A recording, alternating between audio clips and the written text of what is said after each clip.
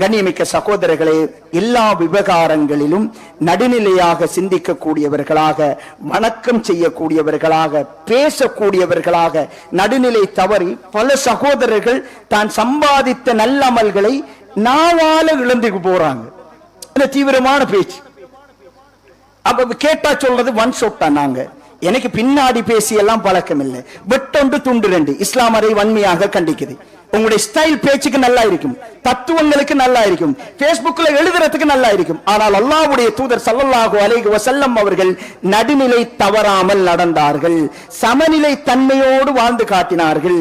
கண்ணியமிக்க சகோதரர்களே, இன்னொரு முஆத் பின் ஜபல் ரலியல்லாஹு அன்ஹு அவங்க தொழுகை நடத்துறாங்க. அப்ப அந்த தொழுகை கொஞ்சம் நீண்டுச்சு.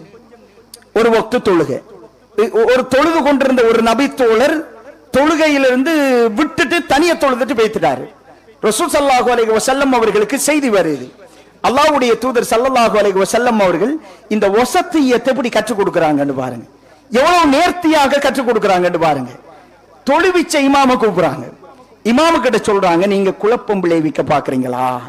உங்களுக்கு பின்னாடி வயோதிபர்கள் இருக்கிறாங்க, இயலாதவர்கள் இருக்கிறாங்க, தேவையோடு வந்தவங்க இருக்கிறாங்க, குழந்தைகள் இருப்பாங்க. நீங்க நடுநிலையை பேண வேண்டும் என்பதை ஸல்லல்லாஹு அலைஹி வஸல்லம் அவர்கள் கற்றுக் கொடுக்கிறத பார்க்கிறோம்.